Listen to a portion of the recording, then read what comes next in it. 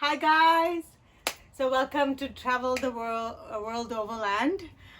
Today Scanda's going to give you a tour of the electrical part of the RV. We've had this RV for a few years and we use it regularly, and yes, Scanda built everything, but I'm the user of it. So as a user, I'm really happy with how everything functions for everyday use. But Scanda's going to take it on from here and give you all the details on how he made all of this work for us. Bye! Okay, I'm going to show you the electrical part. So this is the mattress have been taken out. This is the seat when it's not bed, so you would have seen on the other videos. So this is how it looks, and I'm going to pause it and I'm going to take these wood pieces and then I'm going to show you inside. Okay, so just before I take this wood piece, I'm going to show you why I have this cut out. So when I take this cut out, I have these two breakers mainly, if something goes off, to turn on back again.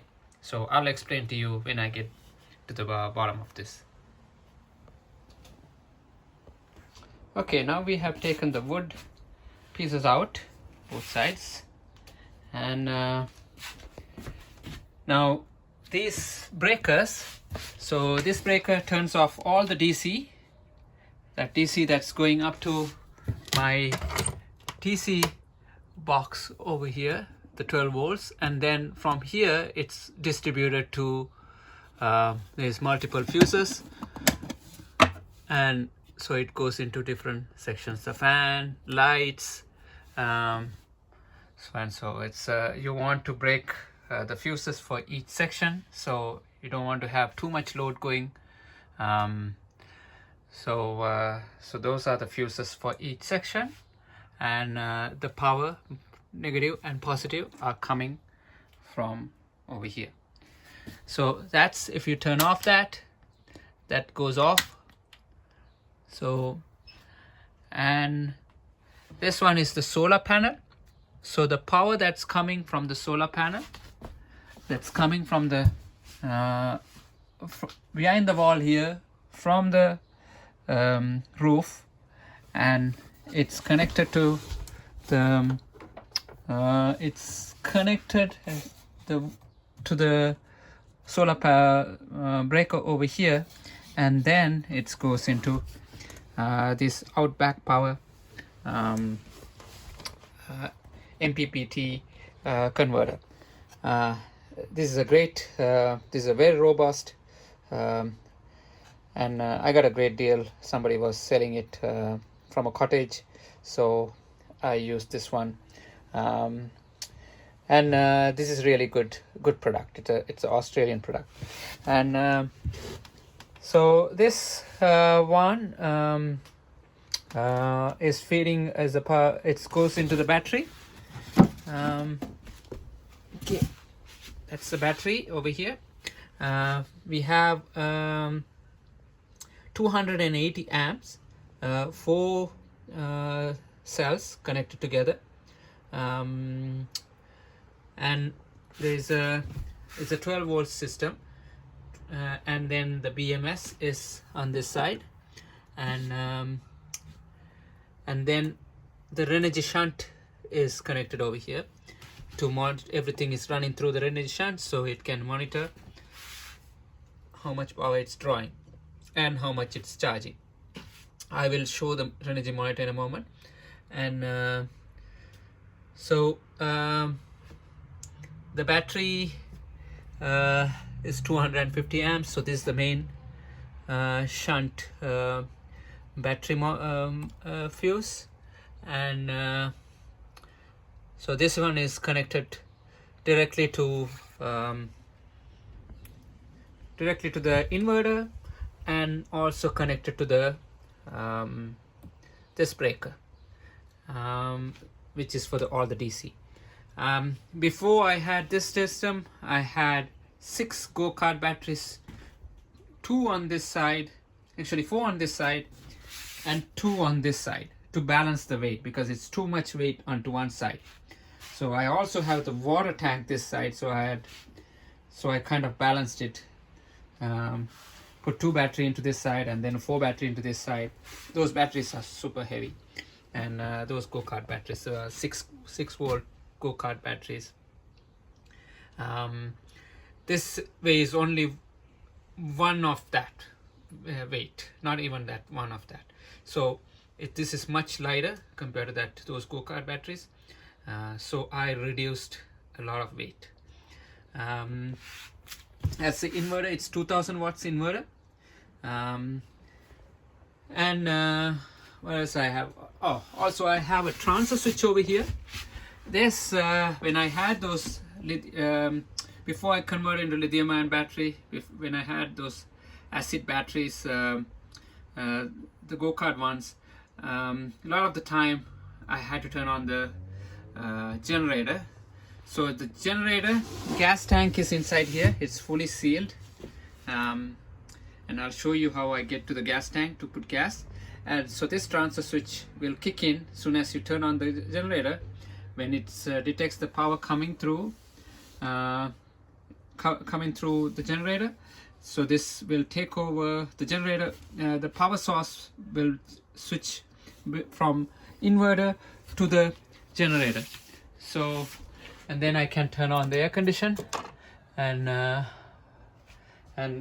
so obviously inverter wouldn't be able to support the air condition for too long, and we never use the inverter for air condition, but it can run. And that's all the 120 volts. So that runs through from inverter and also from generator. It comes over here. So that's how that runs. So it's actually from inverter goes up to the transfer box, and then from transfer box generator power comes into the transfer box, and from the transfer box goes to this electrical panel. From the electrical panel it goes to all the outlets. I have outlets over here, 120 volts, and I have outlets over here, and yes. So this is the Renogy monitor. So it's 200 right now. It's showing 273 amps. So that says 98%, and it shows how much it's drawing. 133 watts for all the lights that I have turned on right now. And this is the generator switch, right?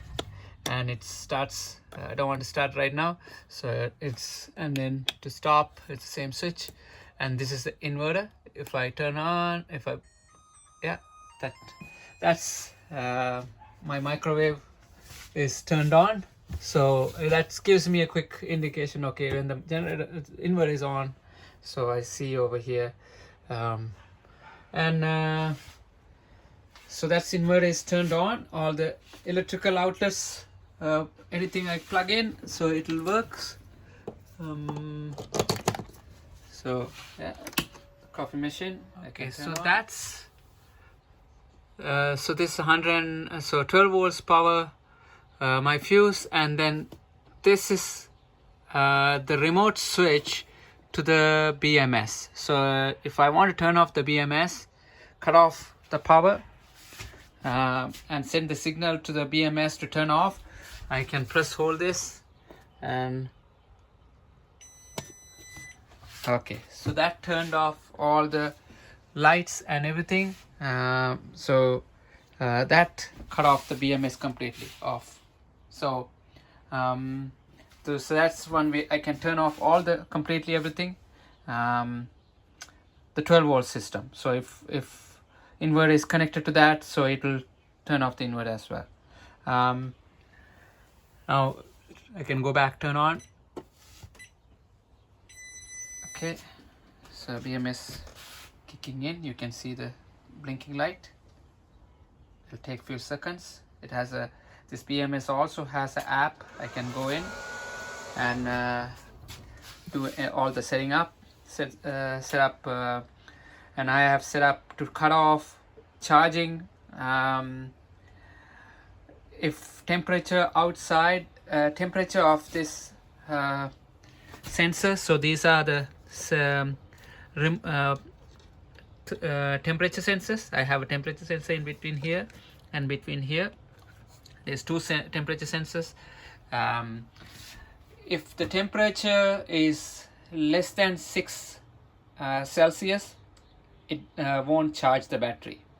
So the battery won't get ruined, because you don't want to be charging the battery sub-zero. And also the temperature, if it cuts off, the temperature have to go back to 10 degrees. That's how I have set up 10 Celsius, and temperature inside had to be 10 Celsius to draw. Now you can actually draw higher than that, but I have set up that way so I don't ruin the batteries. So these batteries will last for a long time. Typically when I go in the winter, it's once it starts warming, then I always keep running the diesel heater down under the seat, and so it will keep warm. So that way I don't get into a problem with the heating. First I will heat with the van heater, and then once it's get to a certain temperature, then I will turn on the batteries, and then it will automatically turn on, because BMS will just keep monitoring. It won't draw the power from the battery or charge sub-zero below 6 Celsius. So that's the setup I have set up in the app. I believe it's Jayco or JTAG. I'll put the link. What's the BMS? The BMS I'm using. And the batteries also, I'll put a link where I bought the batteries. I bought it from a US company, but obviously they come from China. What else I have over here? Electrical. And okay, so I'll show you the generator. Okay, that's where I have the generator. I don't need this generator anymore. I don't turn on much. I haven't turned on for about over a year and a half now. And then the gas tank is over here. So, and I pull into a gas station, open this, fill the gas, push it back, and I close. So this is like, well, like I have sealed it pretty tight, and it's airtight, so no fumes gets out. And also this is it's a cheap solution. Let me take this one to show. It's a very cheap solution. What I did was I took a box, plastic, those containers, sealed it with the sealer that you would use for the gasket in the engines, so it wouldn't with the gas, it wouldn't ruin, so it can still hold with the gas fumes and all that. So that's all the electrical that's coming up. And yeah, so right now I have all the switches, all the lights are turned on, and it's just the air conditioner is not working. Inverter is turned off right now, and I'm drawing 142 watts, 10 amps. That's what I'm drawing right now. It's not charging anything. It's shady right now. It's okay. Actually, I don't have the fan on. Fan is also working right now, and I have it like a not fast, it's like probably medium, and so 147 watts with that. Yeah, all the lights are on. Just heater is not working right now, and the heater controller is over here. And let me turn off this light.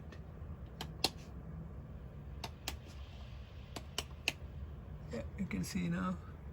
And it's 20 Celsius over here, so it's not kicking in, and this is where I have the heat comes out.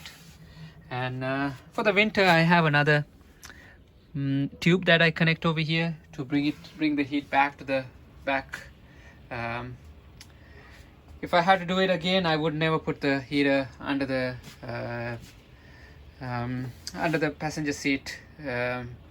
I looked at a lot of videos people were using under the passenger seat, and so I did that as well, but this heat doesn't get into the back. You need if I had to do it again, I would put the heater somewhere in the middle. Yeah, so that's all the lights turned on, and I have lights, plenty of lights, like on the introduction video I showed all the lights.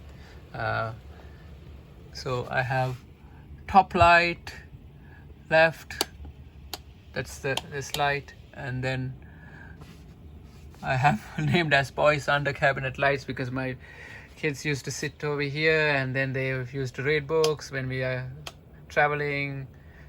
So that's a great light for reading and stuff, and I can still drive and it doesn't really bother me when I'm driving.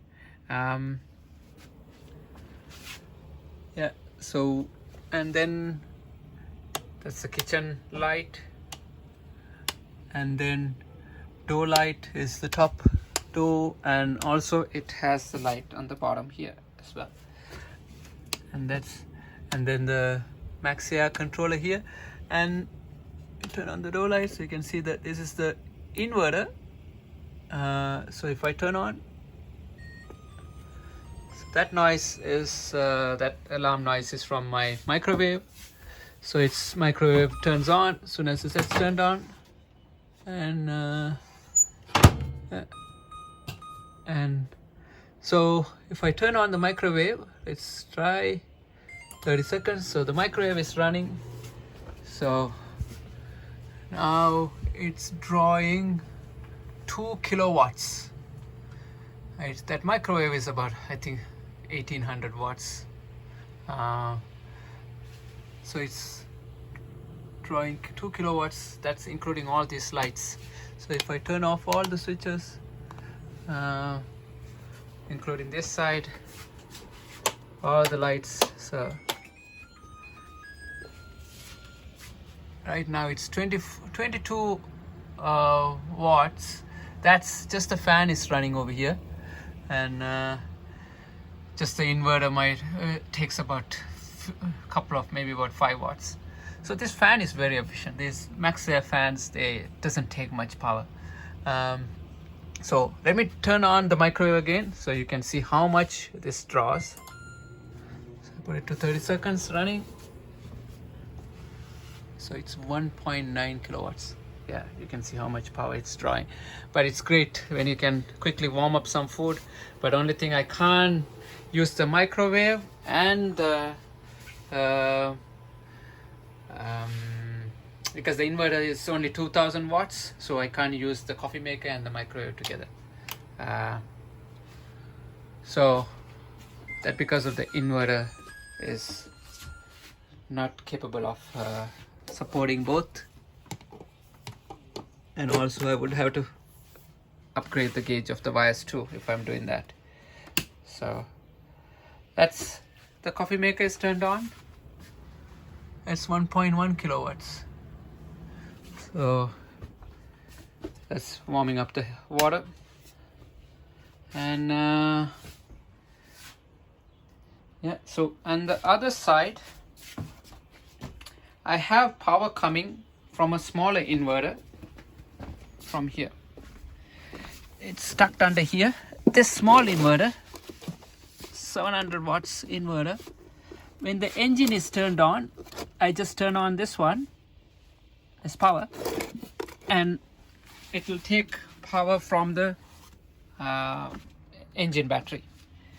So that's but you can only turn on, that will only turn on if the engine is running. So that there is a wire. So this one is my kid. This is, I have just a kids plug. They are devices over here. It's just coming from here, from the house inverter. So this inverter wire goes underneath, behind the wall and behind the shower, and it comes over here. You can see that's the same green wire, comes over here, and this is plugged into this charger, battery charger. This is a smart battery charger, and this can charge the lithium ion. So I have set up for lithium ion 12 volts. So this on the other side is connected to the breaker, and then it's going through to the other side, and that's connected here. That also can charge as I'm driving, and when I turn on, if I need a quick more charge. But through this inverter I can get about 350 to 400 watts of power. That's how much it can charge. But through my solar panels I can get about 300 watts. So I can simultaneously push both, and when I'm driving I can charge that. But I haven't ran into a situation that I need more power. But if I really need more power, then I would actually take this one out, and then I would put a DC to DC charge converter, so that way I directly draw, so there is no losses from inverter, because there is because the reason why it's not charging more is because that can only support 800 watts. So but even though it's 800 watts, I get only about maybe maximum 400 watts when it comes through here. So there is some power losses when you're doing this method, but all these I already had it, so instead of throwing away, I'm just using what I have. But the solar panels, like I said, it's charged enough. Only time I would see a drawback is like if it's whenever we go someplace on a camping spot, if we leave parked for more than 2 days, and then battery wouldn't charge if it's in a shady place, if it's parked under shade, because of the solar panels. Now this keeps warning me to open and take my food out, so okay, now it'll stop warning me. Yeah, so this is my fridge connected to the power. It's a 12 volts fridge. It's a great fridge, and it doesn't take a lot of power either. So 280 amps is more than enough for us, and worst case scenario we have a generator, and like I said, I never had to turn on the generator ever since I put these batteries. I think I covered everything that's related to electrical, and I have plenty of lights. Yeah, everything. That's a pump, and lights under the cabinets, over the cabinets, right? Yeah, you get blind in the night when you have all the lights turned on. So that's why I have so many switches, so we can just use which side we need, how do you want, right? So yeah, next time subscribe to the channel, and I'll show you when I upload the water system, and I will show you the water system what I have done, and then you will get notified when I upload that. Okay, thank you for watching the electrical system. Thank you.